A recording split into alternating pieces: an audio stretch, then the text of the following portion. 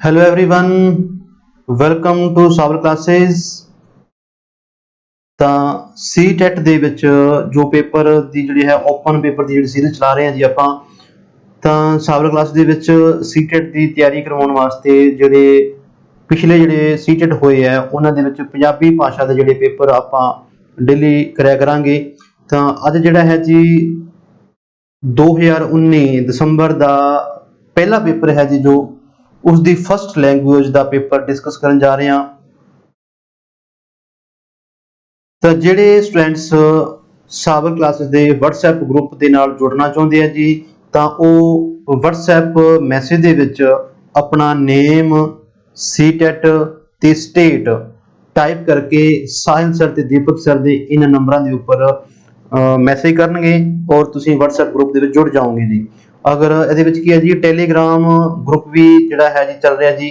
ਤਾਂ ਉਸ ਦੇ ਵਿੱਚ ਕੀ ਹੈ ਜੀ, ਸਾਰੇ ਜਿਹੜੇ ਪੇਪਰਸ ਹਨ ਉਹਨਾਂ ਦੀ ਜਿਹੜੀ ਹੈ PDF ਸੈਂਡ ਕੀਤੀ ਜਾਂਦੀ ਹੈ। ਤਾਂ ਇਸ ਨਾਲ ਤੁਸੀਂ ਜੁੜਨ ਲਈ ਸਰਚ ਆਪਸ਼ਨ ਦੇ ਵਿੱਚ ਤੁਸੀਂ ਸਾਵਲ ਸੀਟੈਟ ਟਾਈਪ ਕਰੋਗੇ ਤਾਂ ਫਿਰ ਇਸ ਗਰੁੱਪ ਦੇ ਵਿੱਚ ਤੁਸੀਂ ਜੁੜ ਕੇ, ਠੀਕ ਹੈ, ਇਸ PDF ਵਗੈਰਾ ਦੀ ਜਿਹੜੀ ਹੈ ਤੁਸੀਂ ਕਾਫੀ ਸਾਰਾ ਫਾਇਦਾ ਉਠਾ ਸਕਦੇ ਹੋ। ਤਾਂ ਆਓ ਜੀ ਫਿਰ ਆਪਾਂ ਪੇਪਰ ਡਿਸਕਸ ਕਰਦੇ ਹਾਂ ਜੀ। ਜਿਵੇਂ ਕਿ ਇੱਕ ਪਹਿਲਾ ਰਚਨਾ ਦੇ ਨਾਲ ਸ਼ੁਰੂ ਹੁੰਦਾ ਹੈ, ਤਾਂ ਥੋੜਾ ਜਿਹਾ ਮੈਂ ਦੱਸ ਦੇਵਾਂ ਕਿ ਪਹਿਲਾ ਰਚਨਾ ਪੇਪਰ ਦੇ ਵਿੱਚ ਕਿਉਂ ਆਉਂਦਾ ਜੀ, ਕੀ ਕਾਰਨ ਹੈ। ਤਾਂ ਜਿਵੇਂ ਕਿ ਜਿਹੜਾ ਕੋਈ ਸਟੂਡੈਂਟ ਟੀਚਰ ਬਣ ਜਾ ਰਿਹਾ ਜੀ, ਉਸ ਦੀ ਇੱਕ ਯੋਗਤਾ ਜਿਹੜੀ ਚੈੱਕ ਕੀਤੀ ਜਾਂਦੀ ਹੈ ਕਿ ਉਹ ਇਸ ਪਹਿਲਾ ਰਚਨਾ ਦੇ ਸਹਾਰੇ ਨਾਲ, ਜਾਂ ਆਪਾਂ ਗੱਲ ਕਰੀਏ ਕਿ ਕਿਸੇ ਕੰਮ ਨੂੰ ਸ਼ੁਰੂ ਤੋਂ ਲੈ ਕੇ ਅਖੀਰ ਤੱਕ ਪੂਰੇ ਹੀ ਧਿਆਨ ਨਾਲ, ਲਗਨ ਨਾਲ, ਇਕਾਗਰਤਾ ਨਾਲ ਉਹ ਸਮਝਦਾ ਹੋਇਆ ਜੀ ਉਸ ਨੂੰ ਸਫਲਤਾ ਪੂਰਵਕ ਠੀਕ ਜਾਂ ਕਰਨ ਦੀ ਕੋਸ਼ਿਸ਼ ਕਰਦਾ ਹੈ ਜਾਂ ਨਹੀਂ ਕਰਦਾ। ਤਾਂ ਇਹ ਸਟੂਡੈਂਟਸ ਦੀ ਜਿਹੜੀ ਹੈ ਧਿਆਨ, ਇਕਾਗਰਤਾ, ਉਹਨਾਂ ਦੀ ਜਿਹੜੀ ਨੌਲੇਜ ਹੈ ਜਾਂ ਉਹਨਾਂ ਦੀ ਇੰਟੈਲੀਜੈਂਸੀ ਨੂੰ ਚੈੱਕ ਕਰਨ ਵਾਸਤੇ ਹੀ ਪਹਿਲਾ ਰਚਨਾ ਜਿਹੜਾ ਹੈ ਪੇਪਰ ਦੇ ਵਿੱਚ ਆਉਂਦਾ ਹੈ ਜੀ, ਕਿ ਉਹ ਸਟੂਡੈਂਟ ਜਿਹੜਾ ਹੈ ਉਸ ਪਹਿਲਾ ਰਚਨਾ ਦੇ ਭਾਵਾਂ ਨੂੰ, ਵਿਚਾਰਾਂ ਨੂੰ, ਕਲਪਨਾ ਨੂੰ ਸਹੀ ਤਰੀਕੇ ਨਾਲ ਸਮਝ ਪਾਉਂਦਾ ਹੈ ਜਾਂ ਨਹੀਂ ਸਮਝ ਪਾਉਂਦਾ ਜੀ। ਜਿਹੜੇ ਸਟੂਡੈਂਟਸ ਵਧੀਆ ਤਰੀਕੇ ਨਾਲ ਸਮਝ ਪਾਉਂਦੇ ਆ ਤਾਂ ਉਹ ਪ੍ਰਸ਼ਨ ਦੇ ਜਿਹੜੇ ਉੱਤਰ ਵੀ ਹੈ ਜੀ ਉਹ ਸਾਰੇ ਦੇ ਸਾਰੇ ਠੀਕ ਕਰ ਸਕਦੇ ਆ ਜੀ। ਤਾਂ ਆਓ ਫਿਰ ਪਹਿਲਾ ਰਚਨਾ ਪੜ੍ਹਦੇ ਹਾਂ ਜੀ। ਤਾਂ ਇਸ ਨੂੰ ਪੜ੍ਹ ਕੇ ਸਮਝਣ ਦੀ ਕੋਸ਼ਿਸ਼ ਕਰਦੇ ਹਾਂ ਅਤੇ ਉਸ ਦੇ ਪ੍ਰਸ਼ਨਾਂ ਦੇ ਉੱਤਰ ਫਿਰ ਆਪਾਂ ਡਿਸਕਸ ਕਰਾਂਗੇ। ਹਾਂਜੀ, ਪਹਿਲਾ ਰਚਨਾ ਸ਼ੁਰੂ ਹੁੰਦਾ ਹੈ। ਉਸ ਵੇਲੇ ਦੇ ਇਸਲਾਮੀ ਰਿਵਾਜ ਮੁਤਾਬਕ ਸ਼ਾਹ ਹੁਸੈਨ ਨੇ ਆਪਣੇ ਉਸਤਾਦ ਕੋਲੋਂ ਧਾਰਮਿਕ ਪੁਸਤਕਾਂ ਪੜ੍ਹੀਆਂ ਤੇ 10 ਸਾਲਾਂ ਦੀ ਉਮਰ ਵਿੱਚ ਹੀ ਕੁਰਾਨ ਸ਼ਰੀਫ ਜ਼ੁਬਾਨੀ ਯਾਦ ਕਰ ਲਿਆ।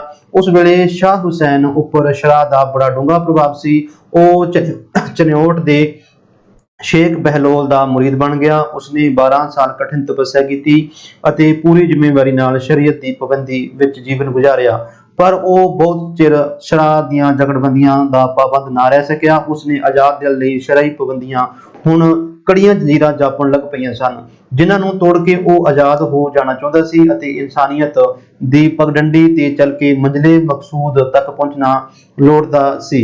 ਉਹ ਜੀਵਨ ਦੇ ਡੂੰਘੇ ਰਸਾਂ ਨੂੰ ਸਮਝ ਕੇ ਅਸਲੀ ਇਨਸਾਨ ਦਾ ਜੀਵਨ ਬਤੀਤ ਕਰਨਾ ਚਾਹੁੰਦਾ ਸੀ, ਤਾਂ ਕਿ ਉਹ ਆਪਣੀ ਜ਼ਿੰਦਗੀ ਲੋਕ ਸੇਵਾ ਵਿੱਚ ਗੁਜ਼ਾਰ ਸਕੇ। ਇਸ ਭਾਵਨਾ ਨੂੰ ਮੁੱਖ ਰੱਖਦਿਆਂ ਉਹ ਪੀਰ ਅਬਦੁੱਲਾ ਦੇ ਦਰਬਾਰ ਵਿੱਚ ਜਾ ਹਾਜ਼ਰ ਹੋਇਆ। ਪੀਰ ਸਾਹਿਬ ਉਸ ਵੇਲੇ ਦੇ ਪ੍ਰਸਿੱਧ ਵਿਦਵਾਨਾਂ ਚੋਂ ਸਨ, ਜੋ ਕੁਰਾਨ ਸ਼ਰੀਫ ਦੀ ਸਹੀ ਤਫਸੀਰ ਜਾਂ ਵਿਆਖਿਆ ਕਰ ਸਕਦੇ ਸਨ। ਪੀਰ ਜੀ ਦੇ ਉਪਦੇਸ਼ ਤੇ ਤਾਲੀਮ ਦਾ ਸ਼ਾਹ ਹੁਸੈਨ ਤੇ ਡੂੰਘਾ ਪ੍ਰਭਾਵ ਪਿਆ।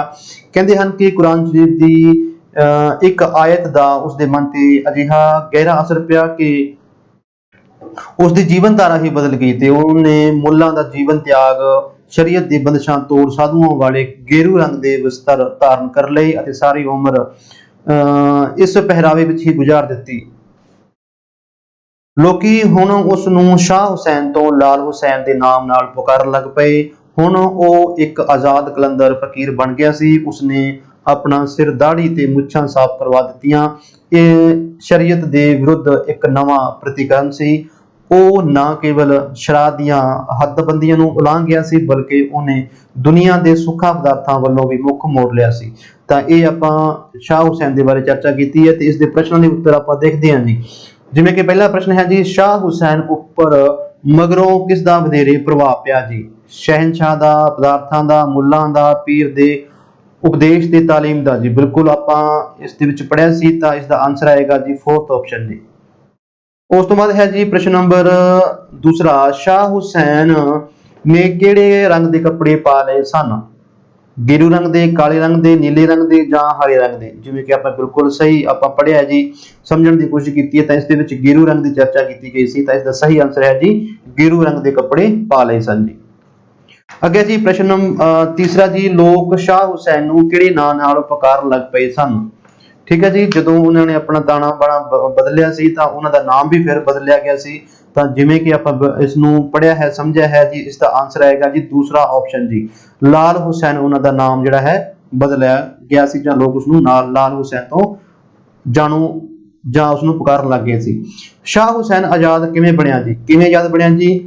ਕਠਿਨ ਤਪੱਸਿਆ ਕਰਕੇ, ਬਾਦਸ਼ਾਹਾਂ ਦੀ ਗੁਲਾਮੀ ਕਰਕੇ, ਸ਼ਰੀਅਤ ਦਾ ਪਾਲਣ ਕਰਕੇ, ਸ਼ਰੀਅਤ ਦੀਆਂ ਬੰਦਸ਼ਾਂ ਤੋੜ ਕੇ ਜੀ। ਤਾਂ ਬਿਲਕੁਲ ਜੀ ਇਸ ਦਾ ਆਨਸਰ ਆਏਗਾ ਫੋਰਥ ਆਪਸ਼ਨ ਜੀ, ਸ਼ਰੀਅਤ ਦੀਆਂ ਬੰਦਸ਼ਾਂ ਤੋੜ ਕੇ ਜੀ। ਨੈਕਸਟ ਹੈ, ਸ਼ਾਹ ਹੁਸੈਨ ਨੇ ਸ਼ਰੀਅਤ ਦੇ ਵਿਰੁੱਧ ਨਵੀਂ ਬਗਾਵਤ ਕਿਵੇਂ ਕੀਤੀ ਜੀ? ਕੁਰਾਨ ਸ਼ਰੀਫ ਜ਼ੁਬਾਨੀ ਯਾਦ ਕਰਕੇ, ਦਾੜੀ ਤੇ ਮੁੱਛਾਂ ਸਾਫ਼ ਕਰਵਾ ਕੇ, ਉਸਤਾਦ ਕੋਲੋਂ ਸਿੱਖਿਆ ਲੈ ਕੇ, ਕਠਿਨ ਤਪੱਸਿਆ ਕਰਕੇ ਜੀ। ਤਾਂ ਇਸ ਦਾ ਜਿਵੇਂ ਕਿ ਆਪਾਂ ਪੜ੍ਹਿਆ ਹੀ ਹੈ ਜੀ, ਦਾੜੀ ਤੇ ਮੁੱਛਾਂ ਸਾਫ਼ ਕਰਵਾ ਕੇ ਉਹਨਾਂ ਨੇ ਕੀ ਜੀ ਇੱਕ ਨਵੀਂ ਤਰ੍ਹਾਂ ਦੀ ਬਗਾਵਤ ਕੀਤੀ ਸੀ। ਪਾਬੰਦ ਸ਼ਬਦ ਦਾ ਵਿਰੋਧੀ ਸ਼ਬਦ ਚੁਣੋ ਜੀ। ਪਾਬੰਦ ਹੁੰਦਾ ਜੀ ਕਿਸੇ ਦੇ ਅੰਡਰ ਹੋਣਾ ਜੀ, ਠੀਕ ਹੈ, ਕਿਸੇ ਦੇ ਵਿੱਚ ਜਿਵੇਂ ਕਿ ਆਪਾਂ ਪਾਬੰਦੀ ਲੱਗਣਾ, ਉਸ ਦਾ ਵਿਰੋਧੀ ਸ਼ਬਦ ਜੀ। ਇਸ ਦਾ ਆਨਸਰ ਆਏਗਾ ਜੀ ਫਿਰ ਤੀਸਰਾ ਆਪਸ਼ਨ ਜੀ, ਆਜ਼ਾਦ ਜੀ। ਆਜ਼ਾਦ ਮਤਲਬ ਸੁਤੰਤਰ ਰਹਿਣਾ ਜੀ, ਕਿਸੇ ਦੇ ਪਾਬੰਦ ਦੇ ਵਿੱਚ ਨਾ ਆਉਣਾ ਜੀ, ਜਾਂ ਕਿਸੇ ਦੀ ਪਾਬੰਦੀ ਦੇ ਵਿੱਚ ਨਾ ਆਉਣਾ। ਅੱਗੇ ਹੈ ਜੀ ਪ੍ਰਸ਼ਨ, ਇਸ ਦਾ ਟੁਕਮਾ ਸਿਰਲੇਖ ਲਿਖੋ ਜੀ। ਤਾਂ ਜਿਵੇਂ ਕਿ ਆਪ ਸਭ ਨੂੰ ਪਤਾ ਹੀ ਹੈ ਕਿ ਜਿਹੜਾ ਪਹਿਲਾ ਰਚਨਾ ਆਉਂਦਾ ਜੀ, ਉਸ ਦੇ ਸ਼ੁਰੂਆਤੀ 2-3 ਲਾਈਨਾਂ ਦੇ ਵਿੱਚ ਹੀ ਉਸ ਦਾ ਸਿਰਲੇਖ ਜਿਹੜਾ ਹੈ ਉਸ ਦਾ ਸੰਕੇਤ ਹੁੰਦਾ ਜੀ। ਤਾਂ ਇਸ ਦੇ ਵਿੱਚ ਮਤਲਬ ਜਿਹੜਾ ਪਹਿਲਾ ਰਚਨਾ ਹੈ ਜੀ, ਉਹ ਸ਼ੁਰੂ ਤੋਂ ਲੈ ਕੇ ਅੰਤ ਤੱਕ ਕਿਸੇ ਇੱਕ ਭਾਵਨਾ ਦੇ ਉੱਪਰ ਜਾਂ ਇੱਕ ਵਿਚਾਰ ਦੇ ਉੱਪਰ ਜਿਹੜਾ ਹੈ ਚਰਚਾ ਕੀਤੀ ਜਾਂਦੀ ਹੈ। ਤਾਂ ਇਸ ਦੇ ਵਿੱਚ ਜਿਵੇਂ ਕਿ ਆਪਾਂ ਉੱਤਰ ਦੇਖਦੇ ਹਾਂ ਜੀ, ਸ਼ਾਹ ਹੁਸੈਨ ਤੇ ਸ਼ਰੀਅਤ, ਹੱਦਬੰਦੀਆਂ, ਪੀਰ ਸਾਹਿਬ ਤੇ ਸ਼ਾਹ ਸ਼ੇਖ ਬਹਿਲੋਲ ਜੀ। ਤਾਂ ਇਹਦੇ ਵਿੱਚ ਫਿਰ ਕੀ ਹੈ ਜੀ, ਪੂਰੀ ਪਹਿਰਾ ਰਚਨਾ ਦੇ ਵਿੱਚ ਸ਼ਾਹ ਹੁਸੈਨ ਤੇ ਸ਼ਰੀਅਤ ਦੇ ਬਾਰੇ ਹੀ ਚਰਚਾ ਕੀਤੀ ਗਈ ਹੈ, ਜੋ ਕਿ ਇਸ ਦਾ ਟੁਕਮਾ ਸਿਰਲੇਖ ਬਣਦਾ ਹੈ ਜੀ। ਪ੍ਰਸ਼ਨ ਨੰਬਰ ਅੱਗੇ ਦੇਖਦੇ ਹਾਂ ਆਪਾਂ, ਹੇਠ ਲਿਖੇ ਵਿੱਚੋਂ ਸਮਾਸੀ ਸ਼ਬਦ ਕਿਹੜਾ ਹੈ ਜੀ? ਸੀਟੈਟ ਦੇ ਵਿੱਚ ਵਾਰ-ਵਾਰ ਸਮਾਸੀ ਸ਼ਬਦ ਦਾ ਪ੍ਰਸ਼ਨ ਜਿਹੜਾ ਹੈ ਆ ਜਾਂਦਾ ਹੈ। ਤਾਂ ਸਮਾਸੀ ਸ਼ਬਦਾਂ ਦੇ ਬਾਰੇ ਵੀ ਤੁਹਾਨੂੰ ਬਿਲਕੁਲ ਵਧੀਆ ਤਰੀਕੇ ਨਾਲ ਇਸ ਦੀ ਜਿਹੜੀ ਹੈ ਤਿਆਰੀ ਕਰ ਲੈਣੀ ਚਾਹੀਦੀ ਹੈ। ਜਿਵੇਂ ਕਿ ਆਪਾਂ ਇਸ ਦੇ ਵਿੱਚ ਦੇਖ ਰਹੇ ਹਾਂ ਜੀ, ਸੁੱਖਾਂ ਪਦਾਰਥਾਂ, ਦਾੜੀ ਦੇ ਮੁੱਛਾਂ, ਹੱਦਬੰਦੀਆਂ, ਕੁਰਾਨ ਸ਼ਰੀਫ ਜੀ। ਤਾਂ ਸਮਾਸੀ ਸ਼ਬਦ ਉਹ ਹੁੰਦਾ ਜੋ ਦੋ ਮੂਲ ਸ਼ਬਦਾਂ ਤੋਂ ਬਣਦਾ ਜੀ, ਔਰ ਇਹਨਾਂ ਦੇ ਵਿੱਚ ਕੀ ਹੈ ਜੀ ਸਮਾਸੀ ਚਿੰਨ੍ਹ, ਜਾਂ ਆਪਾਂ ਕਹਿ ਦਈਏ ਕਿ ਜੋੜਨੀ ਵਿਸ਼ਰਾਮ ਚਿੰਨ੍ਹ ਵੀ ਲੱਗਿਆ ਹੁੰਦਾ ਹੈ। ਤਾਂ ਇਹਦੇ ਵਿੱਚ ਕੀ ਹੈ, ਦੋਵਾਂ ਦੇ ਵਿੱਚ ਲੱਗਿਆ ਹੋਇਆ ਜੀ, ਜਿਵੇਂ ਕਿ ਚਿੰਨ੍ਹ ਲੱਗਿਆ ਹੋਇਆ ਹੈ, ਪਰ ਇਹ ਸੁੱਖ ਪਦਾਰਥਾਂ ਜਿਹੜਾ ਜੀ ਵਿਆਕਰਨਿਕ ਰੂਪ ਦੇ ਵਿੱਚ ਜਿਹੜਾ ਸਮਾਸੀ ਸ਼ਬਦ ਨਹੀਂ ਹੈ, ਠੀਕ ਹੈ। ਦਾੜੀ ਦੀ ਮੁੱਛਾਂ ਵੀ ਨਹੀਂ ਹੈ। ਤੀਸਰਾ ਦੇਖਦੇ ਹਾਂ ਆਪਾਂ, ਕੁਰਾਨ ਸ਼ਰੀਫ। ਤਾਂ ਇਸ ਦਾ ਸਹੀ ਆਨਸਰ ਹੈ ਜੀ ਤੀਸਰਾ, ਹੱਦਬੰਦੀਆਂ ਜੀ, ਠੀਕ ਹੈ। ਤਾਂ ਇਹ ਹੱਦਬੰਦੀਆਂ ਜੀ ਕੀ ਹੈ ਜੀ, ਦੋਵੇਂ ਪਾਸੇ ਨਾਮ ਸ਼ਬਦ ਹੈ ਜੀ, ਔਰ ਇਹਦੇ ਵਿੱਚ ਕੀ ਹੈ ਜੀ ਇੱਕ ਚਿੰਨ੍ਹ ਲੱਗਿਆ ਹੋਇਆ, ਜਿਸ ਨੂੰ ਕਿ ਸਮਾਸੀ ਚਿੰਨ੍ਹ ਆਪਾਂ ਕਹਿ ਦਿੰਦੇ ਹਾਂ, ਠੀਕ ਹੈ। ਪੇਪਰ ਦੇ ਵਿੱਚ ਕੀ ਹੈ ਜੀ, ਇਹ ਵੀ ਇੱਕ ਤਰ੍ਹਾਂ ਦਾ ਜਿਹੜਾ ਸ਼ਬਦ ਹੈ ਜਿਸ ਦੇ ਵਿੱਚ ਕਿ ਸਮਾਸੀ ਸ਼ਬਦ ਇਸ ਨੂੰ ਜਾਣਬੁੱਝ ਕੇ ਬਣਾਇਆ ਹੈ, ਜੋ ਕਿ ਸਹੀ ਨਹੀਂ ਹੈ ਵਿਆਕਰਨਿਕ ਰੂਪ ਦੇ ਵਿੱਚ, ਠੀਕ ਹੈ। ਤਾਂ ਇਸ ਦਾ ਆਨਸਰ ਫਿਰ ਤੀਸਰਾ ਆਏਗਾ ਜੀ। 10 ਸਾਲਾਂ ਦੀ ਉਮਰ ਵਿੱਚ ਸ਼ਾਹ ਹੁਸੈਨ ਦੀ ਪ੍ਰਾਪਤੀ ਕਿਹੜੀ ਹੈ ਜੀ? ਤਾਂ ਜਿਵੇਂ ਕਿ ਆਪਾਂ ਪਹਿਰਾਂ ਦੇ ਵਿੱਚ ਪੜ੍ਹਿਆ ਜੀ, ਤਾਂ ਵਿਆਹ ਕਰਵਾਉਣਾ, ਗੁਰੂ ਗ੍ਰੰਥ ਸਾਹਿਬ ਪੜ੍ਹ ਲੈਣਾ, ਕੁਰਾਨ ਸ਼ਰੀਫ ਜ਼ੁਬਾਨੀ ਯਾਦ ਕਰਨਾ, ਉਸਤਾਦ ਨੂੰ ਮਾਤ ਦੇਣੀ ਜੀ। ਤਾਂ ਇਸ ਦੇ ਵਿੱਚ ਆਨਸਰ ਆਏਗਾ ਜੀ ਤੀਸਰਾ, ਕੁਰਾਨ ਸ਼ਰੀਫ ਨੂੰ ਜ਼ੁਬਾਨੀ ਯਾਦ ਕਰਨਾ। ਇਹ ਸ਼ਾਹ ਹੁਸੈਨ ਦੀ 10 ਸਾਲਾਂ ਦੇ ਵਿੱਚ ਸਭ ਤੋਂ ਵੱਡੀ ਜਿਹੜੀ ਪ੍ਰਾਪਤੀ ਰਹੀ ਹੈ ਜੀ। ਅੱਗੇ ਚੱਲਦੇ ਹਾਂ ਆਪਾਂ, ਇੱਕ ਕਵਿਤਾ ਜਿਹੜੀ ਹੈ ਜੀ ਆਈ ਹੈ ਜੀ, ਤਾਂ ਕਵਿਤਾ ਪੜ੍ਹਦੇ ਹਾਂ ਤੇ ਉਸ ਨੂੰ ਸਮਝਣ ਦੀ ਕੋਸ਼ਿਸ਼ ਕਰਦੇ ਹਾਂ। ਖਾਨ ਗਾਹੀ ਦੀਵਾ ਬਾਲਦੀ ਏ, ਕੀ ਲੋਚਦੀ ਏ, ਕੀ ਭਾਲਦੀ ਏ, ਕੀ ਰੁੱਸ ਗਿਆ ਤੇਰਾ ਢੋਲ ਕੁੜੇ, ਜਾਂ ਸਖਣੀ ਤੇਰੀ ਝੋਲ ਕੁੜੇ, ਜਾਂ ਸਰਗੀ ਵੇਲੇ ਤੱਕਿਆ ਈ, ਕੋਈ ਡਾਢਾ ਪੈੜਾ ਸੁਪਨਾ ਨੀ, ਜੋ ਕਰਦੀ ਮਾਰੋ ਮਾਰ ਕੁੜੇ, ਤੂੰ ਪਹੁੰਚੀ ਵਿੱਚ ਉਜਾੜ ਕੁੜੇ, ਸਿਰ ਉੱਤੇ ਤੇਰੇ ਉਲਰ ਰਹੀ, ਇੱਕ ਬੁੱਟ ਪੁਰਾਣੀ ਬੇਰ ਜਹੀ, ਜਿਸ ਤੇ ਕੰਡਿਆਂ ਵਿੱਚ ਫਸ ਰਹੀਆਂ, ਕੁਝ ਲੀਰਾਂ ਬੱਚੇ ਚਾਪ ਜਈਆਂ, ਤੇ ਪੈਰਾਂ ਦੇ ਵਿੱਚ ਸ਼ਾਂਤ ਪਿਆ ਇੱਕ ਢੇਰ ਗਿੱਟਿਆ ਪੱਥਰਾਂ ਦਾ ਜੀ। ਹਾਂਜੀ, ਕਾਫੀ ਸੁੰਦਰ ਜਿਹੜੀ ਕਵਿਤਾ ਹੈ ਜੀ, ਇਸ ਦੇ ਪ੍ਰਸ਼ਨਾਂ ਦੀ ਉੱਤਰ ਆਪਾਂ ਦੇਣ ਦੀ ਕੋਸ਼ਿਸ਼ ਕਰਦੇ ਹਾਂ। ਤਾਂ ਜਿਵੇਂ ਕਿ ਇਸ ਦਾ ਕੁਐਸਚਨ ਹੈ ਜੀ, ਕਵੀ ਨੇ ਕਿਸ ਕਵਿਤਾ ਵਿੱਚ ਕਿਹੜੀ ਵਿਧੀ ਦੀ ਵਰਤੋਂ ਕੀਤੀ ਹੈ ਜੀ? ਉੱਤਰ ਦੇਣ ਦੀ ਵਿਧੀ, ਲੰਮੀ ਕਵਿਤਾ ਲਿਖਣ ਦੀ ਵਿਧੀ, ਹਾਸ-ਰਸੀ ਵਿਧੀ, ਪ੍ਰਸ਼ਨ ਵਿਧੀ। ਤਾਂ ਜਿਵੇਂ ਕਿ ਆਪਾਂ ਸ਼ੁਰੂਆਤੀ ਦੇ ਵਿੱਚ ਵੀ ਵੇਖਿਆ, ਦੇ ਵਿੱਚ ਕੀ ਲੋਚਦੀ ਹੈ ਤੇ ਕੀ ਭਾਲਦੀ ਹੈ, ਕੀ ਰੁੱਸ ਗਿਆ ਤੇਰਾ ਢੋਲ ਕੁੜੇ। ਤਾਂ ਪ੍ਰਸ਼ਨ ਪੁੱਛੇ ਜਾ ਰਹੇ ਆ ਜੀ ਇੱਥੇ ਹਰ ਕਿਤੇ ਜੀ। ਤਾਂ ਇਹਦੇ ਵਿੱਚ ਫਿਰ ਵਿਧੀ ਕਿਹੜੀ ਹੈ ਜੀ? ਫਿਰ ਪ੍ਰਸ਼ਨ ਵਿਧੀ ਜੀ। ਅੱਗੇ ਚੱਲਦੇ ਹਾਂ ਜੀ, ਲੀਰਾ, ਗੀਟੇ ਤੇ ਪੱਥਰ ਕਿਸ ਦੇ ਪ੍ਰਤੀਕ ਹਨ ਜੀ? ਹਾਂਜੀ, ਦੋ ਸ਼ਬਦ ਆਏ ਇਸ ਦੇ ਵਿੱਚ, ਲੀਰਾ ਤੇ ਗੀਟੇ ਤੇ ਪੱਥਰ ਜੀ। ਲੀਰਾ ਇੱਕ ਸ਼ਬਦ ਹੈ, ਗੀਟੇ ਪੱਥਰ ਇੱਕ ਸ਼ਬਦ ਹੈ ਜੀ। ਤਾਂ ਇਹਦੇ ਵਿੱਚ ਕੀ ਦੱਸਿਆ ਗਿਆ ਜੀ? ਇਸ ਦੇ ਵਿੱਚ ਸ਼ੁਭ ਸ਼ਗਨ ਦੇ, ਮੁਟਿਆਰ ਦੇ, ਹਾਰ ਸ਼ਿੰਗਾਰ ਦੇ, ਵਹਿਮ ਭਰਮ ਦੇ, ਜਾਂ ਮਾੜੇ ਸੁਪਨੇ ਦੇ। ਤਾਂ ਇਹ ਗੱਲ ਕੀਤੀ ਗਈ ਹੈ ਜੀ ਵਹਿਮ ਭਰਮਾਂ ਦੇ ਬਾਰੇ। ਲੀਰਾ, ਗੀਟੇ, ਪੱਥਰ ਜੀ। ਇਸ ਕਵਿਤਾ ਦੇ ਵਿੱਚ ਤੁਸੀਂ ਦੇਖ ਵੀ ਸਕਦੇ ਹੋ। ठीक है, इत्थे गल कीती सी। जिस दे कंडियां विच फस रहीआं कुछ लीरां ਵੱਛੇ ਚਾਪਦੀਆਂ तेरे पैरां दे विच शांत पिया एक ढेर गिटिया पत्थरां दा जी। ठीक है, कुछ भावनावां जिहड़ियां वहमां भरमां दे बारे गल कीती गई है। अगे है जी प्रश्न, इस कविता विच किहो जिहा भाव उपजदा है, तनाव वाला, हासरसी, संतुष्टि जां खुशगवार जी। तो इस दे विच जिवें कि जी प्रश्न पूछे जा रहे हैं कि वो इस तरह का उसदा जिहड़ी भावना है क्यों उलझी हुई है जी। तो इहदे विच फिर किहड़ा है जी आंसर आएगा इसका पहला ऑप्शन जी, तनाव वाला जिहड़ा है भाव उस दे विच उपजा है जी। अगे चलते हैं जी प्रश्न दे उत्ते आपां ਇਹ ਕਾਵ ਟੁਕੜੀ ਦਾ ਸਿਰਲੇਖ ਚੁਣੋ ਜੀ। ਹਾਂਜੀ, ਸਿਰਲੇਖ ਜਿਵੇਂ ਕਿ ਆਪਾਂ ਪਹਿਰਾ ਰਚਨਾ ਦਾ ਵੀ ਟੁਕਮਾ ਸਿਰਲੇਖ ਦੇ ਬਾਰੇ ਗੱਲ ਕੀਤੀ ਸੀ, ਉਸੇ ਤਰੀਕੇ ਵੀ ਨਾਲ ਜਿਹੜਾ ਹੈ ਕਵਿਤਾ ਦਾ ਵੀ ਜਿਹੜਾ ਸਿਰਲੇਖ ਹੁੰਦਾ ਜਿਸ ਦੇ ਉੱਪਰ ਉਹਦੇ ਸਾਰੀਆਂ ਕਲਪਨਾ ਜਾਂ ਭਾਵਨਾਵਾਂ ਜਾਂ ਵਿਚਾਰ ਜਿਹੜੇ ਹੈ ਇਰਦ ਗਿਰਦ ਘੁੰਮਦੇ ਆ। ਤਾਂ ਦੇਖਦੇ ਆਪਾਂ ਢੋਲ ਸੁਪਨਾ ਸਰਗੀ ਵੇਲੇ ਜਾਂ ਖਨਗਾਹੀ ਦੀਵਾ ਬਾਲ ਦੀਏ। ਤਾਂ ਬਿਲਕੁਲ ਜੀ ਇਸ ਦਾ ਜਿਹੜਾ ਸਿਰਲੇਖ ਹੈ ਖਨਗਾਹੀ ਦੀਵਾ ਬਾਲ ਦੀਏ, ਇਸ ਦੇ ਉੱਪਰ ਇਹ ਜਿਹੜੀ ਹੈ खास रूप से चर्चा की गई है जी। अगे है जी प्रश्न, उजाड़ शब्द दा विरोधी शब्द चुनो जी। सुनसान, आबाद, सखना, पैड़ा। तो उजाड़ शब्द जिवें कि आपां नूं पता ही है कि जिहदे विच उजाड़ होई होवे, उजड़िया होवे, नेड़े तेड़े कोई भी चीज ना होवे, उसका विरोधी शब्द की आएगा जी। तो इसका विरोधी शब्द आएगा आबाद। जिथे संघनी आबादी होवे, वासा होवे, उसनूं आबाद कहा जाता है। हाँ जी, एक खास जानकारी है कि स्वावल क्लास दे विच जिहड़े पेड ग्रुप चलते हैं जी सीटेट के बारे, ठीक है, उस पेड ग्रुप नूं तुसीं ज्वाइन करना चाहुंदे हो तां अपना जिहड़ा है जी अगर तुहाडा पेपर फस्ट है ईटीटी दा जां तुहाडा पेपर सैकंड है, तुहाडा कंबीनेशन एसएसटी है जां मैथ साइंस है जी, किसी तरीके का भी कोई कंबीनेशन होवे सैकंड पेपर दे विच ਜਾਂ ਆਪਾਂ ਗੱਲ ਕਰੀਏ ਕਿ ਪਹਿਲਾ ਪੇਪਰ ਹੋਵੇ ਜੀ ਫਸਟ ਪੇਪਰ ਹੋਵੇ ਈਟੀਟੀ ਦਾ, ਤਾਂ ਸਾਥੀਓ ਤੁਸੀਂ ਇਸ ਮੋਬਾਈਲ ਨੰਬਰ ਦੇ ਉੱਪਰ ਕੀ ਹੈ ਜੀ ਆਪਣਾ ਕੰਟੈਕਟ ਕਰਕੇ ਆਪਣੀ ਜਿਹੜੀ ਐਨਰੋਲਮੈਂਟ ਕਰਵਾ ਸਕਦੇ ਹੋ। ਠੀਕ ਹੈ, ਔਰ ਸੀਟੈਟ ਦੀ ਇੱਕ ਚੰਗੀ ਲੈਵਲ ਦੇ ਉੱਪਰ ਦੀ ਤਿਆਰੀ ਜਿਹੜੀ ਹੈ ਸ਼ੁਰੂ ਕਰ ਸਕਦੇ ਹੋ ਜੀ।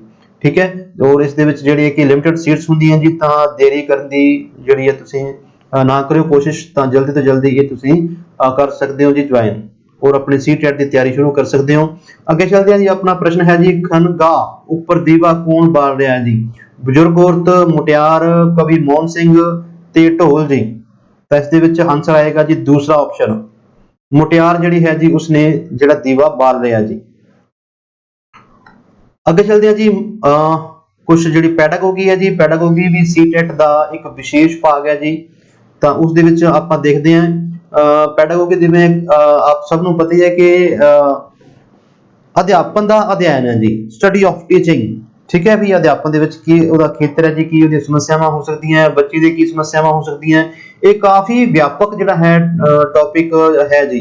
ਠੀਕ ਹੈ, ਪੈਡਾਗੋਗੀ ਸਟੱਡੀ ਹੈ ਜੀ ਇੱਕ ਸਪੈਸ਼ਲ ਤਰ੍ਹਾਂ ਦੀ। ਤਾਂ ਜਿਵੇਂ ਕਿ ਸੀਟੈਟ ਦੇ ਵਿੱਚ ਅਸੀਂ ਜਿਹੜੀ ਮੈਂ ਪੰਜਾਬੀ ਦੀ ਕੋਚਿੰਗ ਜਿਹੜੀ ਦਿੰਦਾ ਹੈ ਜੀ ਥਿਊਰੀ ਦੇ, ਤਾਂ ਉਹਦੇ ਵਿੱਚ ਘੱਟੋ ਘੱਟ ਆਪਾਂ ਜਿਹੜੀ ਹੈ 20-21 ਟੌਪਿਕ ਕਰਦੇ ਹਾਂ ਜੀ ਪੈਡਾਗੋਗੀ ਦੇ।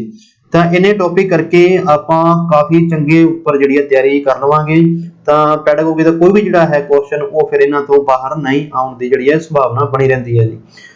ਤਾਂ ਪ੍ਰਸ਼ਨ ਹੈ ਜੀ ਆਪਣਾ, ਮਾਂ ਬੋਲੀ ਆਧਾਰਿਤ ਬਹੁ ਭਾਸ਼ਾਵਾਦ ਕੀ ਹੈ ਜੀ। ਬਹੁ ਭਾਸ਼ਾਵਾਦ ਮਤਲਬ ਇੱਕ ਤੋਂ ਵੱਧ ਭਾਸ਼ਾਵਾਂ ਸਿੱਖਣਾ, ਮਾਂ ਬੋਲੀ ਦੇ ਉੱਤੇ ਆਧਾਰਿਤ ਹੋਵੇ ਜੀ। ਤਾਂ ਇਹ ਕੀ ਚੀਜ਼ ਹੈ, ਸਿਰਫ ਮਾਂ ਬੋਲੀ ਦੀ ਸਿਖਲਾਈ, ਮਾਂ ਬੋਲੀ ਰਾਹੀਂ ਸਿਖਲਾਈ, ਪਹਿਲਾਂ ਮਾਂ ਬੋਲੀ ਸਿੱਖ ਕੇ ਹੌਲੀ ਹੌਲੀ ਹੋਰ ਭਾਸ਼ਾਵਾਂ ਸਿੱਖਣੀਆਂ, ਜਾਂ ਬਹੁਤ ਸਾਰੀਆਂ ਭਾਸ਼ਾਵਾਂ ਅਤੇ ਵਿਦੇਸ਼ੀ ਭਾਸ਼ਾਵਾਂ ਨੂੰ ਮਾਂ ਬੋਲੀ ਵਜੋਂ ਸਿੱਖਣਾ ਜੀ। ਠੀਕ ਹੈ, ਤਾਂ ਇਸ ਦਾ ਆਨਸਰ ਆਏਗਾ ਜੀ ਫਿਰ ਆਪਣਾ ਪ੍ਰਸ਼ਨ ਦੇ ਅਨੁਸਾਰ ਤੀਸਰਾ ਆਏਗਾ ਜੀ, ਪਹਿਲਾਂ ਮਾਂ ਬੋਲੀ ਬੱਚੇ ਨੂੰ ਸਿਖਾ ਕੇ ਤੇ ਉਸ ਦੇ ਆਧਾਰ ਤੇ ਹੌਲੀ ਹੌਲੀ ਹੈ ਜੀ ਹੋਰ ਭਾਸ਼ਾਵਾਂ ਸਿਖਾਉਣੀਆਂ ਜੀ। ਠੀਕ ਹੈ, ਕਿਉਂਕਿ ਮਾਂ ਬੋਲੀ ਦੇ ਵਿੱਚ ਬੱਚਾ ਕੀ ਹੈ ਜੀ ਆਪਣੇ ਹਰ ਪ੍ਰਕਾਰ ਦੇ ਜਿਹੜੇ ਭਾਵ ਹੈ ਉਸ ਨੂੰ बोल के ਜਾਂ ਆਪਾਂ ਗੱਲ ਕਰੀਏ ਕਿ ਪੇਸ਼ ਕਰ ਸਕਦਾ ਜੀ। ਫਿਰ ਉਹਨਾਂ ਦੇ ਆਧਾਰ ਦੇ ਉੱਤੇ ਹੀ ਜਿਹੜੀ ਦੂਸਰੀ ਭਾਸ਼ਾ ਦੇ ਉੱਪਰ ਵੀ ਫਿਰ ਉਹ ਹੌਲੀ ਹੌਲੀ ਕੀ ਹੈ ਜੀ ਸਿੱਖਣ ਦੀ ਪੂਰੀ ਕੋਸ਼ਿਸ਼ ਕਰਦਾ ਜੀ। ਮਤਲਬ ਉਸ ਨੂੰ ਕੋਈ ਦਿੱਕਤ ਨਹੀਂ ਆਉਂਦੀ ਗੱਲਾਂ ਬਾਤਾਂ ਨੂੰ ਸਮਝਣ ਦੇ ਵਿੱਚ ਅਤੇ ਸਮਝਾਉਣ ਦੇ ਵਿੱਚ। ਅੱਗੇ ਜੀ ਸਕੂਲ ਸਿੱਖਿਆ ਨੀਤੀ ਵਿੱਚ ਭਾਸ਼ਾ ਡੈਸ਼ ਵਜੋਂ ਜਾਣੀ ਜਾਂਦੀ ਹੈ ਜੀ। ਹਾਂਜੀ, ਸਕੂਲ ਸਿੱਖਿਆ ਨੀਤੀ ਦੇ ਵਿੱਚ ਜਿਹੜੀ ਭਾਸ਼ਾ ਹੈ ਜੀ ਉਹ ਕਿਸ ਤਰੀਕੇ ਦੇ ਨਾਲ ਜਾਣੀ ਜਾਂਦੀ ਹੈ। ऑप्शन है जी बहुभाषाई सिक्ख्या, सिक्ख्या विच भाषा ਮਾਂ ਬੋਲੀ ਆਧਾਰਿਤ ਬਹੁ ਭਾਸ਼ਾਵਾਦ ਜਾਂ ਤ੍ਰੈ ਭਾਸ਼ੀ ਫਾਰਮੂਲਾ। ठीक है जी, जिवें कि स्कूल सिक्ख्या नीति जिहड़ी है जी उस दे विच भाषा वजों जानी जाती है जी, वो है जी त्रै भाषी फार्मूला जी। तीन भाषा जिहड़ी है उस दे विच सिखाईयां जांदियां जी। अगे है जी संपूर्ण भाषाई पहुंच है जी। किहड़ी पहुंच है देखदे हां आपां की चीज है इहदे विच। एक धारणा कि सिखियार्थी एक भाषा नूं अखरां ते धुनियां तो शब्दां वाकंशां अते फिर वाकां द्वारा सिखदे हन। दूसरा है जी एक धारणा कि सिखियार्थी भाषा के हिस्सों तो भाषा सीखते हैं अते धुनियां ते अखरां वर्गियां छोटियां इकाइयां नूं समझदे हन। अगे है जी एक धारणा कि भाषा की सिखलाई छोटी तो छोटी इकाई वर्णमाला के अखरां तो शुरू होती है। चौथा है एक धारणा कि सारियां भाषावां इक्को तरीके नाल सिखियां जांदियां हन। तो इसका आंसर आएगा जी संपूर्ण भाषाई पहुंच है जी अपने को बिल्कुल। दूसरा उत्तर है जी बिल्कुल दुरुस्त है। ਇਹ ਧਾਰਨਾ ਕਿ ਸਿਖਿਆਰਥੀ ਭਾਸ਼ਾ ਦੇ ਹਿੱਸਿਆਂ ਤੋਂ ਭਾਸ਼ਾ ਸਿੱਖਦੇ ਹਨ ਅਤੇ ਧੁਨੀਆਂ ਅਤੇ ਅੱਖਰਾਂ ਵਰਗੀਆਂ ਛੋਟੀਆਂ-ਛੋਟੀਆਂ ਇਕਾਈਆਂ ਨੂੰ ਸਮਝਦੇ ਹਨ ਜੀ। ਤਾਂ ਇਸ ਨੂੰ ਆਪਾਂ ਕੀ ਕਹਿੰਦੇ ਨੇ, ਸੰਪੂਰਨ ਭਾਸ਼ਾਈ ਪਹੁੰਚ। ਜਦੋਂ ਇਹਨਾਂ ਛੋਟੀਆਂ-ਛੋਟੀਆਂ ਗੱਲਾਂ ਦੇ ਬਾਰੇ ਬੱਚਿਆਂ ਨੂੰ ਕੀ ਹੈ ਜੀ, ਉਹ ਭਾਸ਼ਾ ਦੇ ਹਿੱਸਿਆਂ ਦੇ ਵਿੱਚ ਜਾਂ ਧੁਨੀਆਂ ਦੇ ਬਾਰੇ, ਅੱਖਰਾਂ ਦੇ ਬਾਰੇ ਛੋਟੀਆਂ-ਛੋਟੀਆਂ ਇਕਾਈਆਂ ਨੂੰ ਸਮਝਦੇ ਹਨ ਤਾਂ ਉਸ ਨੂੰ ਆਪਾਂ ਸੰਪੂਰਨ ਭਾਸ਼ਾ ਕਹਿ ਦਿੰਦੇ ਹਾਂ ਜੀ। अगे जी भाषा पढ़ाउण दी किहड़ी पहुंच नूं भाषा सिखलाई दे एक पहलू मैमोराइजेशन वजों मानता दित्ती जाती है। ठीक है, मतलब उसनूं याद करना। संरचनात्मक पहुंच, व्याकरणक अनुवाद दा ढंग, संचारी पहुंच ते संपूर्ण सरीरक प्रतिक्रिया। तो इसका आंसर की होना चाहिए जी, संरचनात्मक पहुंच तो नहीं आएगा, इसका आंसर आएगा जी दूसरा व्याकरणक अनुवाद दा ढंग जी। ठीक है, जो बच्चा अजिही पहुंच है कि सिखलाई तक पहलू मैमोराइजेशन याद कराया जा रहा जी, मानता दी गई है। मतलब एक भाषा तो दूसरी भाषा के अनुवाद का जो ढंग है जी याद करना। ठीक है, मतलब जिवें कि आपां मां बोली की गल कीती सी पहला, बच्चा मां बोली दे विच किसी गल्लां बातां नूं समझण की कोशिश करता है, समझाउण की कोशिश करता है, तो उसे ही भाषा के विच व्याकरणिक रूप के जो दूसरी भाषा जो बच्चा सीख रहा है उसनूं याद करना होवे तां फिर आपां वो अनुवाद करिया हुंदा जी। ये ढंग है एक व्याकरण अनुवाद का ढंग जी। अगे है जी कविता भाषा की अध्यापक है। हाँ जी, कविता एक अध्यापक का नाम है जी। वो अपने सिखियार्थियों नूं वक्खो वक्खरे विषयां अनुसार शब्द चुनन लई आखदी है अति अजिहे शब्द मुहैया करती है जो शब्द के अगे जां पिछे लग सकते हैं। ये विधि नूं की कहा जाता है जी। ठीक है, इत्थे ध्यान दिओ कि जो शब्द के अगे जां पिछे लग सकते हैं उसनूं की कहते हैं जी। ठीक है, तरतीब क्रम, शब्द जाल, शब्द खेड जां शब्द बनतर जी। तो इसनूं की कहते हैं जी, अगे पिछे जो लगा रहा जी वो तरतीब है जी। ठीक है, तरतीब जां क्रम उसनूं कहा जाता है। ठीक है, अगे है जी एक अध्यापक अपने सिखियार्थियों की भाषाई समर्था की परख करने लई एक प्रश्न दिंदा है। वो पैरे विच हर पंजवां शब्द छड्ड के उसनूं छुट गया शब्द पूरा करने लई कहता है। परख दे इस तरीके नूं की कहा जाता है जी, पढ़न की सूझबूझ, शब्दावली की परख, खाली थावां भरनियां ते क्लोज टेस्ट जी। ठीक है, इत्थे ध्यान दिओ कि पैरे विच हर पंजवां जिहड़ा शब्द है छड्ड के, ठीक है, उसनूं छुट गया शब्द पूरा करने लई कहा जाता है जी। तो उसनूं की कहा जाता है जी, उसनूं क्लोज टेस्ट कहा जाता है। ये याद रखियो। ठीक है, क्लोज टेस्ट मतलब नेड़े लगते हुए शब्द जी। अगे है जी प्रश्न, बोलते समय ठीक उच्चारण नाल योग क्रम विच ठीक शब्दां दी वरतों की चीज है जी। ठीक है जी, जो बोल रहे हैं जी उसका उच्चारण ठीक ढंग नाल योग क्रम दे विच ठीक शब्दावली का वरतों किया जा रहा है, उसनूं की कहा जाता है। हाँ जी, बॉडी लैंग्वेज देखो सीटेट दे विच कुछ अंग्रेजी के शब्द पंजाबी दे विच उवें तरीके नाल अनुवाद करके लिखी जाती है। बोलण दा यंत्र विज्ञान, भाषाई कारज, वरतों विच भाषा जी। ठीक है, तो ये की है जी, बोलण दा एक यंत्र विज्ञान है जी कि किस ढंग नाल किसी भाषा के शब्दों को आपां बोलना है, उसका उच्चारण करना है जी, उसनूं की कहंदे जी बोलण दा यंत्र विज्ञान जी। मतलब किवें उसनूं शुद्ध ते स्पष्ट रूप दे विच बोलना है जां उसका उच्चारण करना है जी। ਅੱਗੇ ਹੈ ਜੀ ਕਹਾਣੀ ਸੁਣਾਉਣ ਨੂੰ ਇੱਕ ਗਿਆਨ ਦੇ ਸੰਦ ਵਜੋਂ ਕਦੋਂ ਵਰਤਿਆ ਜਾਂਦਾ ਹੈ? ਕਹਾਣੀ ਸੁਣਾਉਣ ਨੂੰ ਇੱਕ ਗਿਆਨ ਦੇ ਸੰਦ ਮਤਲਬ ਇੱਕ ਸਾਧਨ ਵਜੋਂ ਕਦੋਂ ਵਰਤਿਆ ਜਾਂਦਾ ਹੈ ਜੀ? ਸੁਣਨ ਗਤੀਵਿਧੀ ਵਿੱਚ ਬੱਚਿਆਂ ਨੂੰ ਰੁਝਾਉਣ ਲਈ, ਦੂਸਰਾ ਹੈ ਬੱਚਿਆਂ ਦੇ ਸੁਣਨ ਕੌਸ਼ਲ ਦੇ ਵਿਕਾਸ ਲਈ, ਤੀਸਰਾ ਹੈ ਭਾਸ਼ਾ ਤੇ ਗਿਆਨ ਕੌਸ਼ਲ ਦੇ ਵਿਕਾਸ ਲਈ, ਤੇ ਅੱਗੇ ਹੈ ਜੀ ਕਲਾਸ ਵਿੱਚ ਅਨੁਸ਼ਾਸਨ ਬਣਾਉਣ ਲਈ ਜੀ। ਤਾਂ ਇਸ ਦਾ ਸਹੀ ਆਨਸਰ ਆਏਗਾ ਜੀ ਤੀਸਰਾ, ਭਾਸ਼ਾ ਅਤੇ ਗਿਆਨ ਕੌਸ਼ਲਾਂ ਦਾ ਵਿਕਾਸ ਕਰਨ ਲਈ ਜੀ। ਠੀਕ ਹੈ, ਜਦੋਂ ਆਪਾਂ ਕਹਾਣੀ ਸੁਣਾ ਰਹੇ ਹਾਂ ਜੀ ਜਾਂ ਸੁਣਾਉਣ ਦਾ ਇੱਕ ਸੰਦ ਜਿਹੜੇ ਵਜੋਂ ਵਰਤਿਆ ਜਾ ਰਿਹਾ, ਤਾਂ ਉਹ ਕੀ ਹੈ ਜੀ ਭਾਸ਼ਾ ਤੇ ਗਿਆਨ ਕੌਸ਼ਲ ਜਿਹੜਾ ਹੈ ਜੀ, ਠੀਕ ਹੈ, ਉਹਨਾਂ ਦੇ ਕੌਸ਼ਲਾਂ ਦਾ ਵਿਕਾਸ ਕਰਨ ਲਈ ਜਿਹੜਾ ਹੈ ਗੱਲ ਕੀਤੀ ਜਾ ਰਹੀ ਹੈ। ਮਤਲਬ ਕਹਾਣੀ ਕੋਈ ਸੁਣਾ ਰਿਹਾ ਹੈ ਤਾਂ ਉਸ ਨੂੰ ਸੁਣ ਵੀ ਰਹੇ ਹੈ, ਉਸ ਨੂੰ ਸਮਝ ਵੀ ਰਹੇ ਹੈ, ਠੀਕ ਹੈ, ਨਾਲ ਨਾਲ ਪੜ੍ਹ ਵੀ ਰਹੇ ਹੈ ਜੀ, ਤਾਂ ਕੌਸ਼ਲਾਂ ਦਾ ਵਿਕਾਸ ਇਹਦੇ ਵਿੱਚ ਕੀਤਾ ਜਾ ਰਿਹਾ ਹੈ। ਅੱਗੇ ਹੈ ਜੀ ਪ੍ਰਸੰਗ ਵਿੱਚ ਵਿਆਕਰਣ ਦਾ ਅਰਥ ਕੀ ਹੈ ਜੀ? ਵਿਆਕਰਣ ਦਾ ਕੀ ਅਰਥ ਹੈ ਜੀ? ਡਰਿਲ ਤੇ ਅਭਿਆਸ ਰਾਹੀਂ ਵਿਆਕਰਣ ਸਿੱਖਣੀ। ਪ੍ਰਸੰਗ ਵਿੱਚ ਵਿਆਕਰਣ ਜੀ, ਇੱਥੇ ਆਪਣਾ ਹੈ ਜੀ ਸ਼ਬਦ ਪਹਿਲਾ ਰੂਪ ਨੂੰ ਸਿੱਖ ਕੇ ਕਾਰਜ ਵੱਲ ਜਾਣਾ। ਉਸ ਤੋਂ ਬਾਅਦ ਹੈ ਪ੍ਰਕਿਰਤਿਕ ਭਾਸ਼ਾ ਦੀਆਂ ਉਦਾਹਰਨਾਂ ਤੋਂ ਸਿਖਲਾਈ ਲੈਣੀ, ਜਿਨ੍ਹਾਂ ਵਿੱਚ ਇਹਨਾਂ ਦੇ ਰੂਪ ਦਾ ਧਿਆਨ ਰੱਖ ਕੇ ਸੰਦਰਭ ਵਿੱਚ ਪੜ੍ਹਾਈ ਕੀਤੀ ਜਾਂਦੀ ਹੈ। ਉਸ ਤੋਂ ਬਾਅਦ ਹੈ ਸੰਗਠਿਤ ਢੰਗ ਨਾਲ ਰੂਪ ਦੀ ਸਿਖਲਾਈ, ਜਿਸ ਵਿੱਚ ਸਿਖਿਆਰਥੀ ਪੜਾਅਵਾਰ ਵਿਕਾਸ ਵੱਲ ਵਧਦਾ ਹੈ ਜੀ। ਤਾਂ ਇਸ ਦਾ ਕੀ ਆਨਸਰ ਆਏਗਾ ਜੀ? ਇਸ ਦਾ ਸਹੀ ਆਨਸਰ ਆਏਗਾ ਤੀਸਰਾ, ਪ੍ਰਕਿਰਤਿਕ ਭਾਸ਼ਾ ਦੀਆਂ ਉਦਾਹਰਨਾਂ ਤੋਂ ਸਿਖਲਾਈ ਲੈਣੀ, ਜਿਨ੍ਹਾਂ ਵਿੱਚ ਇਹਨਾਂ ਦੇ ਰੂਪ ਦਾ ਧਿਆਨ ਰੱਖ ਕੇ ਜਾਂ ਰੱਖਣ ਦੇ ਸੰਦਰਭ ਵਿੱਚ ਪੜ੍ਹਾਈ ਜਾਂਦੀ ਹੈ ਜੀ। ਠੀਕ ਹੈ, ਉਹਨਾਂ ਦੇ ਰੂਪ ਦੇ ਧਿਆਨ ਦੀ ਵੀ ਰੱਖਿਆ ਜਾਂਦਾ ਹੈ, ਤਾਂ ਉਸ ਨੂੰ ਕਹਿੰਦੇ ਆ ਜੀ ਪ੍ਰਸੰਗ ਵਿੱਚ ਵਿਆਕਰਣ। ਅੱਗੇ ਦੇਖਦੇ ਹਾਂ ਜੀ ਹੇਠ ਲਿਖਿਆਂ ਵਿੱਚੋਂ ਕਿਹੜਾ ਲਿਖਣ ਕੌਸ਼ਲ ਦਾ ਅਧਿਐਨ ਨਹੀਂ ਹੈ ਜੀ? ਹਾਂਜੀ, ਲਿਖਣ ਕੌਸ਼ਲ ਜਿਵੇਂ ਕਿ ਭਾਸ਼ਾ ਦੇ 4 ਕੌਸ਼ਲ ਹੁੰਦੇ ਆ ਜੀ, ਭਾਸ਼ਾ ਦੇ 4 ਕੌਸ਼ਲ ਹੁੰਦੇ ਆ ਕਿਸੇ ਵੀ ਭਾਸ਼ਾ ਦੇ। ਕਿਹੜੇ ਕਿਹੜੇ? ਸੁਣਨਾ, ਬੋਲਣਾ, ਲਿਖਣਾ ਤੇ ਪੜ੍ਹਨਾ। ਉਸ ਨੂੰ ਕੀ ਕਹਿੰਦੇ ਜੀ? ਭਾਸ਼ਾ ਦੇ ਕੌਸ਼ਲ ਹੈ ਜੀ 4।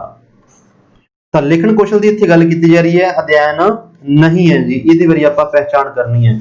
ਹਾਂਜੀ, ਲੈਕਚਰਾਂ ਤੋਂ ਨੋਟ ਕਰਨਾ, ਪੜ੍ਹਦੇ ਸਮੇਂ ਨੋਟ ਕਰਨਾ, ਸਾਰ ਲਿਖਣਾ, ਇੱਕ ਪ੍ਰੋਗਰਾਮ ਲਈ ਕਾਰਜ ਸੂਚੀ ਤਿਆਰ ਕਰਨਾ। ਹੁਣ ਇਹ ਤਾਂ ਸਾਰੇ ਜੀ ਕੀ ਹੈ ਜੀ ਲਿਖਣ ਕੌਸ਼ਲ ਦੇ ਅਧਿਐਨ ਦੇ ਵਿੱਚ ਆਉਂਦਾ ਹੈ, ਇਹ ਨਹੀਂ ਹੁੰਦਾ ਜੀ। ਤਾਂ ਇਸ ਦਾ ਆਨਸਰ ਕੀ ਆਏਗਾ ਜੀ? ਫਿਰ 4th ਆਪਸ਼ਨ ਜੀ, ਇਹ ਪ੍ਰੋਗਰਾਮ ਲਈ ਕਾਰਜ ਸੂਚੀ ਤਿਆਰ ਕਰਨੀ ਜੀ। ਠੀਕ ਹੈ, ਇੱਕ ਪ੍ਰੋਗਰਾਮ ਲਈ ਜੀ। ਹੁਣ ਪ੍ਰੋਗਰਾਮ ਨਹੀਂ ਪਤਾ ਵੀ ਕਿਹੜਾ ਕੋਈ ਪ੍ਰੋਗਰਾਮ ਹੈ। ਹਾਂਜੀ, ਅੱਗੇ ਹੈ ਜੀ ਪ੍ਰਸ਼ਨ, ਪਾਠ ਪੁਸਤਕਾਂ ਦੇ ਲੇਖਕ ਹਮੇਸ਼ਾ ਅਸਲੀ ਲੇਖਕਾਂ ਵੱਲੋਂ ਲਿਖੇ ਪਾਠ, ਕਵਿਤਾਵਾਂ ਤੇ ਬਿਰਤਾਂਤ ਹੁੰਦਾ ਜੀ ਵਿਆਖਿਆ ਕਰਨਾ, ਅਤੇ ਅਖਬਾਰਾਂ ਤੇ ਰਸਾਲਿਆਂ ਆਦਿ ਵਿੱਚੋਂ ਮੌਲਿਕ ਲਿਖਤਾਂ ਸ਼ਾਮਲ ਕਰ ਲੈਂਦੇ ਹਨ। ਕਿਉਂ ਸ਼ਾਮਲ ਕਰਦੇ ਆ ਜੀ? ਉਹ ਪ੍ਰਮਾਣਿਕ ਅਤੇ ਪ੍ਰਕਿਰਤਿਕ ਭਾਸ਼ਾਵਾਂ ਹੁੰਦੀਆਂ ਹਨ। ਨੈਕਸਟ ਹੈ ਪਾਠ ਪੁਸਤਕਾਂ ਦੇ ਲੇਖਕ ਉਹਨਾਂ ਨੂੰ ਪਸੰਦ ਕਰਦੇ ਹਨ, ਅਭਿਆਸ ਦੇ ਨਮੂਨੇ ਲਈ ਉਹ ਵਰਤੋਂਯੋਗ ਹੁੰਦੇ ਹਨ, ਉਹ ਪੜ੍ਹਤ ਲਈ ਢੁਕਵੇਂ ਹੁੰਦੇ ਹਨ ਜੀ। ਠੀਕ ਹੈ, ਤਾਂ ਇਸ ਦਾ ਆਨਸਰ ਕੀ ਆਏਗਾ ਜੀ? ਪਹਿਲਾ ਆਪਸ਼ਨ, ਉਹ ਪ੍ਰਮਾਣਿਕ ਤੇ ਪ੍ਰਕਿਰਤਿਕ ਭਾਸ਼ਾਵਾਂ ਹੁੰਦੀਆਂ ਹਨ।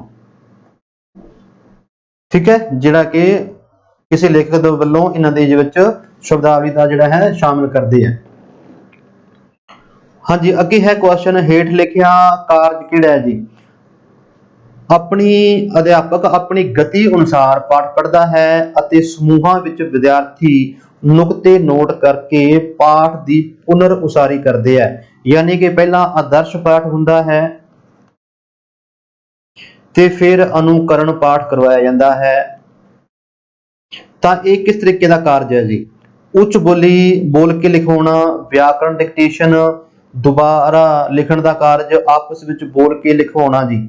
ਤਾਂ ਇਹ ਕੀ ਹੈ ਜੀ? ਵਿਆਕਰਣ ਡਿਕਟੇਸ਼ਨ ਜੀ। ਮਤਲਬ ਅਧਿਆਪਕ ਪਹਿਲਾਂ ਬੋਲਦਾ ਫਿਰ ਬੱਚਿਆਂ ਨੂੰ ਉਹਨਾਂ ਦਾ ਉਚਾਰਨ ਸਿਖਾਇਆ ਜਾਂਦਾ ਹੈ ਜੀ। ਠੀਕ ਹੈ, ਉਸ ਨੂੰ ਆਪਾਂ ਕੀ ਕਹਿੰਦੇ ਨੇ? ਵਿਆਕਰਣ ਡਿਕਟੇਸ਼ਨ। ਡਿਕਟੇਸ਼ਨ ਮਤਲਬ ਉਸੇ ਤਰੀਕੇ ਨਾਲ ਸੁਣਦੇ ਹੋਏ ਫਿਰ ਬੋਲਣ ਦਾ ਪ੍ਰਯਾਸ ਕਰਨਾ। ਹਾਂਜੀ, ਅੱਗੇ ਹੈ ਪ੍ਰਸ਼ਨ, ਭਾਸ਼ਾ ਦੇ ਪਹਿਲੇ ਵਿਕਾਸ ਨੂੰ ਆਮ ਤੌਰ ਤੇ ਕਿਹਾ ਜਾਂਦਾ ਹੈ ਜੀ, ਕੀ ਕਿਹਾ ਜਾਂਦਾ ਹੈ? ਸਿੱਖਿਆ ਪ੍ਰਾਪਤੀ, ਵਿਕਾਸ ਜਾਂ ਬੋਧ ਸੰਗਿਆਨ ਜੀ। ਤਾਂ ਇਹ ਕੁਐਸਚਨ ਜੀ ਬਹੁਤ ਵਾਰ ਰਿਪੀਟ ਹੁੰਦਾ ਹੈ ਜੀ, 2011 ਤੋਂ ਲੈ ਕੇ ਹੁਣ ਤੱਕ ਕਈ ਵਾਰ ਇਹਦੇ ਵਿੱਚ ਸ਼ਬਦਾਵਲੀ ਦੇ ਵਿੱਚ ਥੋੜਾ ਜਿਹਾ ਬਦਲਾਅ ਕੀਤਾ ਜਾਂਦਾ ਹੈ, ਚੇਂਜਿੰਗ ਕੀਤੀ ਜਾਂਦੀ ਹੈ। ਤਾਂ ਪਹਿਲੇ ਵਿਕਾਸ ਦੇ ਵਿੱਚ, ਯਾਨੀ ਕਿ ਇਹਦੇ ਵਿੱਚ ਆਪਾਂ ਮਾਤਰ ਭਾਸ਼ਾ ਦੀ ਗੱਲ ਕਰ ਰਹੇ ਹਾਂ ਜੀ। ਮਾਤਰ ਭਾਸ਼ਾ ਜੋ ਕਿ ਪਰਿਵਾਰ ਦੇ ਵਿੱਚੋਂ ਸਿੱਖੀ ਜਾਂਦੀ ਹੈ। ਤਾਂ ਉਦੋਂ ਫਿਰ ਬੱਚੇ ਨੂੰ ਇਸ ਨੂੰ ਕੀ ਕਹਿੰਦੇ ਜੀ, ਭਾਸ਼ਾ ਪ੍ਰਾਪਤੀ ਨੂੰ ਭਾਸ਼ਾ ਪ੍ਰਾਪਤੀ ਜੀ। ਠੀਕ ਹੈ, ਜਿਸ ਦੇ ਹੋਰ ਵੀ ਨਾਮ ਹੈ ਜਿਵੇਂ ਕਿ ਗ੍ਰਹਿਣਸ਼ੀਲਤਾ। ਯਾਦ ਰੱਖਿਓ ਇਹ ਸ਼ਬਦਾਂ ਦੇ ਵਿੱਚ ਹੇਰ-ਫੇਰ ਕਰਕੇ ਹਰ ਵਾਰ ਜਿਹੜਾ ਹੈ ਜੀ ਕਈ ਵਾਰ ਪੇਪਰ ਦੇ ਵਿੱਚ ਆ ਚੁੱਕਿਆ ਜੀ। ਗ੍ਰਹਿਣਸ਼ੀਲਤਾ, ਫਿਰ ਹੈ ਜੀ ਆਪਣੇ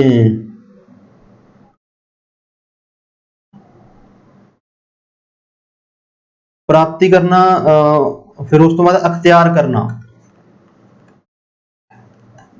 अख्तियार करना भी इसनों कह देंगे जी। ठीक है, तो इसके काफी सारे नाम है। ग्रहण करना भी कह देंगे है, ग्रहणशीलता या ग्रहण करना। ठीक है, उस तो बाद है जी क्वेश्चन है कि पहली जमात के एक अध्यापक कोल अजिहे बच्चे सिखार्थी हैं जिन्हां दी मां बोली वक्खो वक्खरी है, वो अपने सिखार्थियों नूं जमात विच वारी-वारी सारियां भाषावां विच नमस्कार बुलाउण लई कहंदा है। सिखार्थी रोजाना ਵੱਖ-ਵੱਖ ਭਾਸ਼ਾਵਾਂ ਦੇ ਕੁਝ ਸ਼ਬਦਾਂ ਤੋਂ ਜਾਣੂ ਹੋਣ ਦੀ ਕੋਸ਼ਿਸ਼ ਕਰਦੇ ਹਨ। मतलब ਉਹ ਅਲੱਗ-ਅਲੱਗ ਸ਼ਬਦਾਂ ਦੇ ਨੂੰ ਜਾਣੂ ਹੋ ਜਾਂਦੇ ਆ। ਅਧਿਆਪਕ ਇਹਨਾਂ ਵਿੱਚੋਂ ਕਿਹੜਾ ਢੰਗ ਅਪਣਾਉਂਦਾ ਹੈ? ਹਾਂਜੀ, ਤਾਂ ਅਧਿਆਪਕ ਦਾ ਜਿਹੜਾ ਇਹ ਢੰਗ ਹੈ ਪੜਾਉਣ ਦਾ ਕਿ ਉਹ ਬੱਚੇ ਅਲੱਗ-ਅਲੱਗ ਭਾਸ਼ਾਵਾਂ ਤੋਂ ਗਿਆਨ ਪ੍ਰਾਪਤ ਕਰ ਰਹੇ ਹੈ ਜਾਂ ਅਲੱਗ-ਅਲੱਗ ਭਾਸ਼ਾਵਾਂ ਦੇ ਸ਼ਬਦਾਂ ਦਾ ਜਿਵੇਂ ਹੈ ਜੀ ਉਹ ਗ੍ਰਹਿਣ ਕਰ ਰਹੇ ਜਾਂ ਉਹਨਾਂ ਦੀ ਸ਼ਬਦਾਵਲੀ ਦੇ ਵਿੱਚ ਵਾਧਾ ਹੋ ਰਿਹਾ। ਤਾਂ ਇਹ ਕਿਸ ਤਰ੍ਹਾਂ ਦੀ ਅਪਰੋਚ ਹੈ?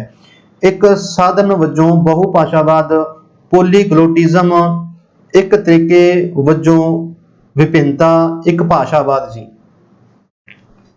ਤਾਂ ਇਹ ਕੀ ਹੋਏਗਾ ਜੀ? ਇਹ ਹੈ ਜੀ ਪਹਿਲਾ ਆਪਸ਼ਨ ਆਏਗਾ, ਇੱਕ ਸਾਧਨ ਵਜੋਂ ਬਹੁ ਭਾਸ਼ਾਵਾਦ। ਠੀਕ ਹੈ, ਇੱਕ ਸਾਧਨ ਵਜੋਂ ਮਤਲਬ ਇੱਕ ਸਹਾਰੇ ਨਾਲ ਉਹਨਾਂ ਨੂੰ ਇਹ ਵੱਧ ਤੋਂ ਵੱਧ ਜਿਹੜੀ ਆ ਭਾਸ਼ਾਵਾਂ ਸਿਖਾਈਆਂ ਜਾ ਰਹੀਆਂ ਨੇ। ਅੱਗੇ ਹੈ ਜੀ ਪ੍ਰਸ਼ਨ, ਇਸ ਪੇਪਰ ਦਾ ਲਾਸਟ ਕੁਐਸਚਨ ਹੈ, ਹੇਠ ਲਿਖਿਆਂ ਵਿੱਚੋਂ ਕਿਹੜਾ ਤਰੀਕਾ ਸਿਖਿਆਰਥੀਆਂ ਨੂੰ ਭਾਸ਼ਾ ਤੋਂ ਜਾਣੂ ਕਰਵਾਉਣ ਲਈ ਪ੍ਰਮਾਣਿਕ ਨਹੀਂ ਹੈ? ਨਹੀਂ ਭਰਨਾ ਜੀ ਆਪਾਂ। ਤੁਕਬੰਦੀ ਜਾਂ ਗੀਤਾਂ ਰਾਹੀਂ, ਸ਼ਬਦਾਂ ਤੇ ਛੋਟੇ ਵਾਕਾਂ ਦੀ ਵਰਤੋਂ ਰਾਹੀਂ, ਵਰਣਮਾਲਾ ਦੇ ਅੱਖਰਾਂ ਨੂੰ ਪੜ੍ਹਾਉਣ ਰਾਹੀਂ, ਬੋਲਣ ਅਤੇ ਸੁਣਨ ਦੀ ਪ੍ਰਕਿਰਿਆ ਰਾਹੀਂ ਜੀ। ਤਾਂ ਇਸ ਦਾ ਆਨਸਰ ਆਏਗਾ ਜੀ ਤੀਸਰਾ, ਵਰਣਮਾਲਾ ਦੇ ਅੱਖਰਾਂ ਨੂੰ ਪੜ੍ਹਾਉਣ ਰਾਹੀਂ ਜੀ। ਠੀਕ ਹੈ, ਇਹ ਜਿਹੜਾ ਹੈ ਭਾਸ਼ਾ ਤੋਂ ਜਾਣੂ ਕਰਵਾਉਣ ਲਈ ਜਿਹੜੀ ਪ੍ਰਮਾਣਿਕ ਤਰੀਕਾ ਨਹੀਂ ਹੈ, ਬਾਕੀ ਜਿਹੜੇ ਹੈ ਤਿੰਨੇ ਹੀ ਪ੍ਰਮਾਣਿਕ ਤਰੀਕੇ ਹਨ ਜੀ। ਠੀਕ ਹੈ ਜੀ, ਤਾਂ ਇਹ ਸੀ ਦਸੰਬਰ 2019 ਦਾ ਪੇਪਰ ਫਸਟ ਤੇ ਲੈਂਗੁਏਜ ਫਸਟ ਜੀ। ਤਾਂ ਜਿਵੇਂ ਕਿ ਸਾਵਲ ਕਲਾਸ ਦੇ ਵਿੱਚ ਹਰੇਕ ਤਰ੍ਹਾਂ ਦੀ ਜਿਹੜੀ ਕੋਚਿੰਗ ਦਿੱਤੀ ਜਾਂਦੀ ਹੈ, ਜਿਵੇਂ ਕਿ ਤੁਸੀਂ ਬੈਂਕਿੰਗ ਦੀ, ਐਸਐਸਸੀ ਦੀ ਜੀ, ਰੇਲਵੇ ਦੀ, ਪੋਸਟ ਆਫਿਸ ਦੀ, ਨੈਟ ਦੀ ਜਾਂ ਪੀਐਸਟੈਟ ਦੀ ਜਾਂ ਸੀਟੈਟ ਦੀ ਜਾਂ ਪੰਜਾਬ ਗਵਰਨਮੈਂਟ ਦੀ ਜਾਂ ਮਾਸਟਰ ਕੈਡਰ ਕਿਸੇ ਵੀ ਸਬਜੈਕਟ ਦਾ ਹੋਵੇ, ਤਾਂ ਜਿਹੜੀ ਹੈ ਆਨਲਾਈਨ ਕੋਚਿੰਗ ਜਿਹੜੀ ਹੈ ਤੁਸੀਂ ਘਰ ਬੈਠੇ ਹੀ ਲੈ ਸਕਦੇ ਹੋ ਜੀ ਔਰ ਆਪਣੀ ਇੱਕ ਜਿਹੜੀ ਸਫਲਤਾ ਵੱਲ ਤੁਸੀਂ ਜਾ ਸਕਦੇ ਹੋ।